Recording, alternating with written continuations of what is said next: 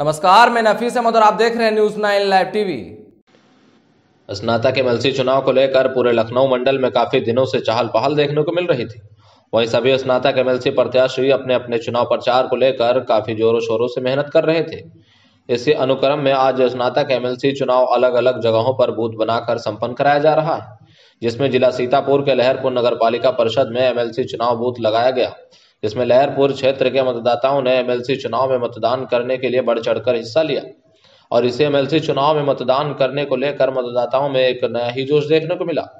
इस दौरान लहरपुर मतदान बूथ की सुरक्षा को लेकर लहरपुर पुलिस विभाग के द्वारा पूरी तरह से सुरक्षा व्यवस्था की गई, जिसका चौक निरीक्षण जिला सीतापुर के एडिशनल एसपी के द्वारा किया गया, जिसमें किसी भी प्रकार की कोई भी कमी नहीं पाई गई। न्यूज़ 9 लाइव टीवी के लिए एनके विश्वकर्मा की रिपोर्ट।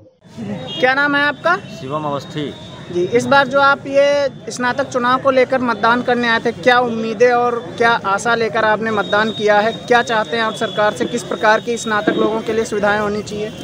मेरा नाम शिवम अवस्थी है और पहली बार ये हमारा वोट डालने का पहली बार हमें मौका मिला है।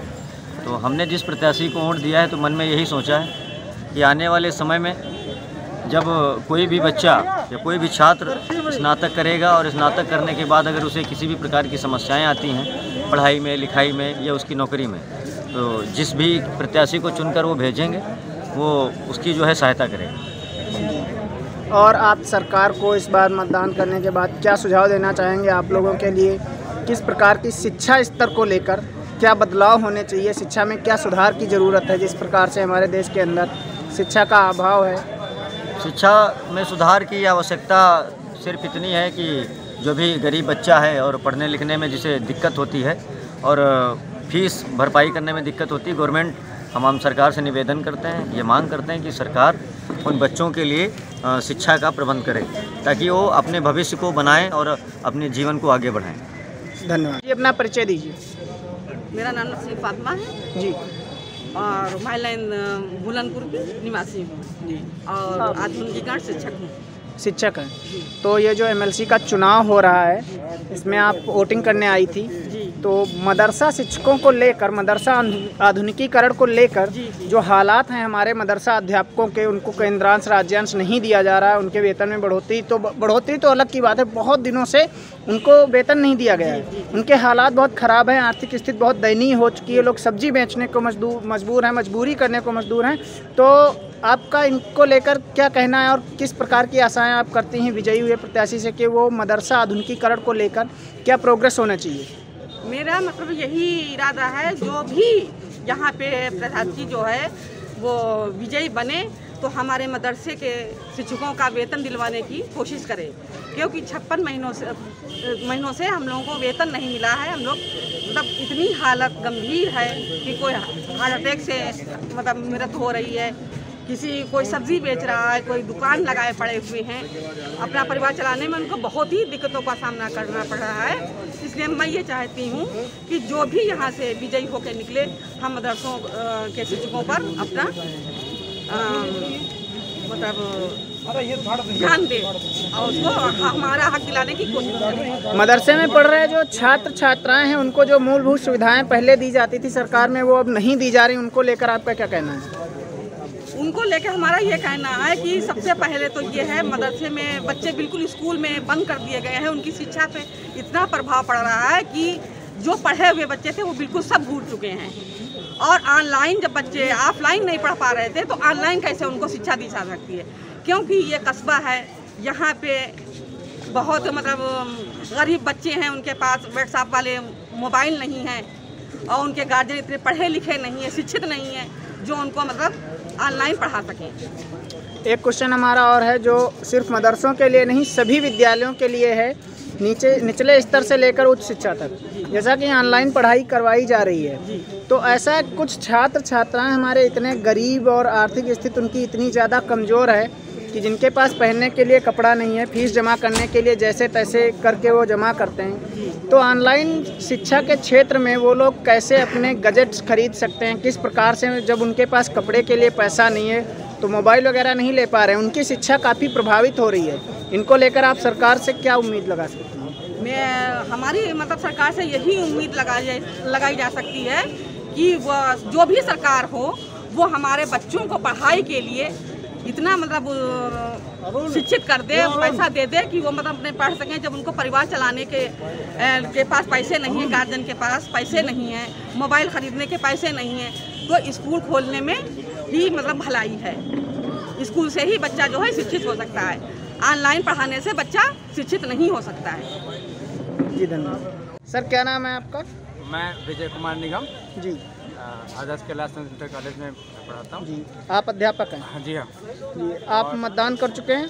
जी हाँ बिल्कुल। जी आपने इस शिक्षा को लेकर जो स्नातक एमएलसी चुनाव में अपना मतदान किया है, तो क्या उम्मीदें हैं आपकी, क्या आशाएं हैं कि किस प्रकार से शिक्षा के क्षेत्र में और स्नातक युवाओं के रोजगार को लेकर क्या क्या सुधार किए जाएं? सरकार से क्या मंशा और आशा रखते हैं आप? शिक्षा के क्षेत्र में अभी बहुत अधिक सुधार की आवश्यकता है। ये जो चुनाव है ये केवल एक चुनाव नहीं है, ये राजनीतिक चुनाव नहीं है, ये शिक्षा से जुड़े हुए चुनाव है। शिक्षक जो होता है वो किसी का दास नहीं होता है। शिक्षक एक तूफान की तरह होता है। अगर वो अच्छे अपने स्टूडेंट को सामने रखेगा, उसकी अच्छी एक्टिविटीज़ होंगी तो वो बहुत कुछ करता है समाज के लिए। और ये चुनाव जो हो रहे हैं इनका उद्देश्य ये नहीं कि हमने किसी प्रतिनिधि को चुनकर भेज दिया और वो बन गया विधायक हमारा या दूसरे पद पा गया। उसको शिक्षा के क्षेत्र में अच्छे से अच्छे काम करना चाहिए। जो गुणवत्ता वाली शिक्षा है उसको सुधार उसमें लाना चाहिए।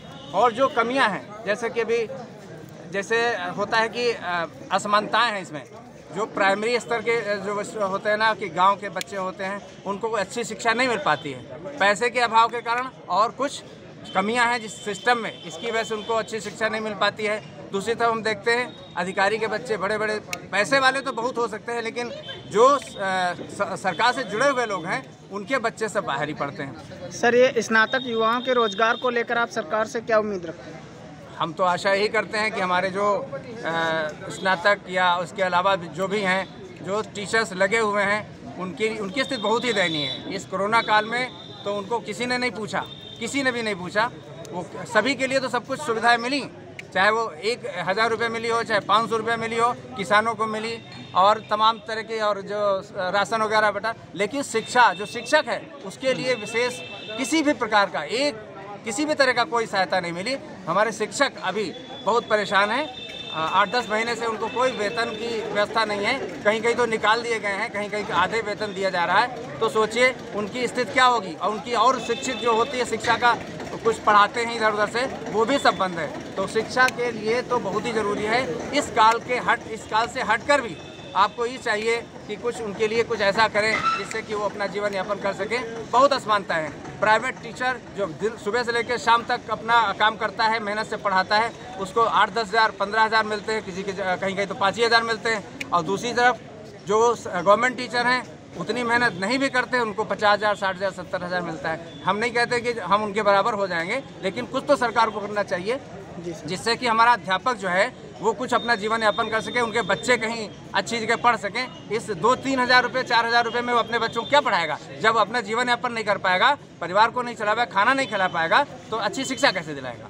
ये मेरा कहना है। इसकी तरफ जो हमारे जो चुने जाएंगे, जो भी होगा कैंडिडेट, हम उनसे आशा करते हैं और पूरा विश्वास भी है कि वो शिक्षा की तरफ ध्यान देंगे। और जो इसमें कमियां हैं, जिससे कि हमारे जो शिक्षित बेरोजगार हैं, बच्चे हैं, हमारे साथी हैं, कुछ भाई हैं, कुछ बड़े हैं, तो उनको भी कुछ मिल जाए, रोजगार मिल जाए, कुछ ऐसा हो जाए जिससे कि वो अपना जीवन यापन कर सकें और अपने परिवार और अपने बच्चों को आगे थोड़ा सा बढ़ा सकें। जी धन्यवाद। जी तो आप इस बार जो एमएलसी के प्रत्याशी हैं, आपने क्या सोच के नामांकन दाखिल किया है कि अगर आपकी विजयी होती है तो आप स्नातक जो लोग किए हुए हैं, हमारे अध्यापक जो भी हैं, अध्यापकगण हैं, छात्र हैं, बेरोजगार युवा हैं, उनके बारे में क्या सोच रखा है आपने? हमारी सीधी सी लड़ाई है, जो हमारे जो मुद्दे हैं स्नातक रोजगार गारंटी अधिनियम को लेकर हम चल रहे हैं। जी स्नातक रोजगार गारंटी अधिनियम ये कहता है कि जिस तरीके से नरेगा के तहत जी किसानों को, मजदूरों को सरकार रोजगार की गारंटी मुहैया कराती है, ठीक उसी तरीके से जो पढ़ा लिखा युवक है, पढ़ा लिखा बच्चा और बच्ची है, उनको वो खेत में काम नहीं कर सकते, वो फावड़ा नहीं चला सकते, उनका सेल्फ का ईगो है। सरकार को जिम्मेदारी लेनी होगी, उन्हें रोज़गार की गारंटी मुहैया कराए और जो कि पेंडिंग पड़ा हुआ है अधिनियम उसे हम लागू करवाने की मुहिम की तरफ बढ़ रहे हैं। बाकी हमारे मुद्दे, हमारी जो मेन लड़ाई है वो संविदा संबल, शिक्षा मित्र, अनुदेशक, प्रेरक, रोजगार सेवक, मदरसा उन्मुखीकरण शिक्षक और आचार्य अनुदेशक, तमाम लोगों का जो एक संविदा समूह है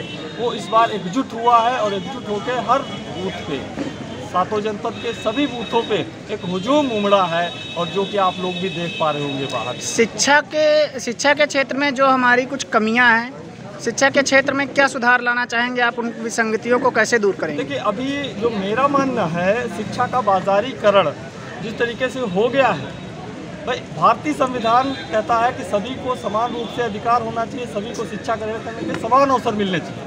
लेकिन आज की तारीख में गरीब का बच्चा प्राइमरी विद्यालय के अंदर और उससे भी निचले स्तर पे पढ़ाई करता है और कई बार प्राइमरी में भी नहीं जा पाता, जबकि जिसमें पैसे वाले हैं, जो धनवान हैं, उनके बच्चे अच्छे और बड़े स्कूलों में पढ़ रहे हैं। और यहाँ पर भी इस चुनाव में भी जो लोग हमारे सामने लड़ रहे हैं वो उन लोगों ने शिक्षा के बाजारीकरण करने का पूरी तरीके से ठेका ले रखा है जी।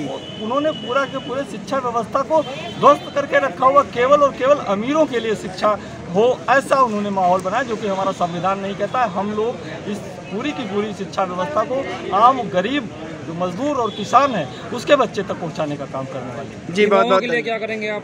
देखिए, युवाओं के लिए, युवा आज की तारीख में बेरोजगारी का दंश झेल रहा है और भारत युवाओं का देश है। हम लोग हमारी आधी से ज़्यादा आबादी युवा है। आज हम लोग बेरोजगार हैं दर बदर, और बेरोजगारी ही तमाम प्रकार की समस्याओं का एक कारण भी।